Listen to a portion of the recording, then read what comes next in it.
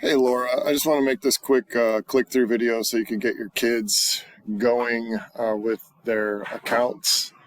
So what's the first thing to do? Let's go to autodesk.com/education. And this is where your account is. You might have to sign in. It might sign you in automatically like me. You should have an account in here. If you don't, I mean, that's a big issue. But once you get in, you want to go to products and services. So I just clicked on my little profile non-pick, my silhouette. And then you want to, and these are all the different things that you can download for free, but you want to go by user management, by product over here on the left, and click on that and find Fusion 360. You should have 125 seats. I've got 32 left. What happened was I was down to like 3, and they kept putting kids in my class over at Pathways in and out, so I just like purged kids that I knew I didn't have anymore. And only the kids that I knew, like maybe like Annalise Richmond, I might have kept her, right? Let's see. Maybe she didn't even make the list.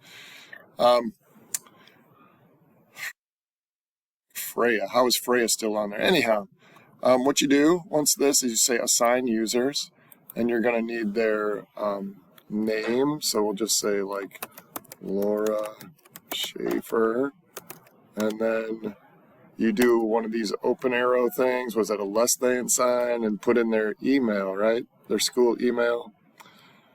So we'll say SCHAFFERL@AAPS dot.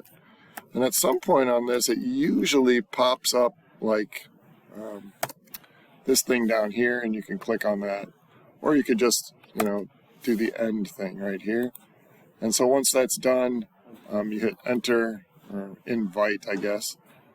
But I think you're already in the system. So it's a pain. I know that Bill Campbell, when he went to assign users, he uploaded like a CSV, like he imported, and it was a nightmare for him, and it never did what he wanted it to do. And so he was going back and forth, and I think like it made him like just say, screw it, I'm going to use Onshape or something like that. So I feel like really taking the time to punch all the information in is good. And you can also, like, if the kid's name is like Harriet, but she goes by I don't know what kids go by these days. You can put in their name that they like to be called rather than their birth name, so to speak. So I hope this helps you, and if you have any questions, let me know.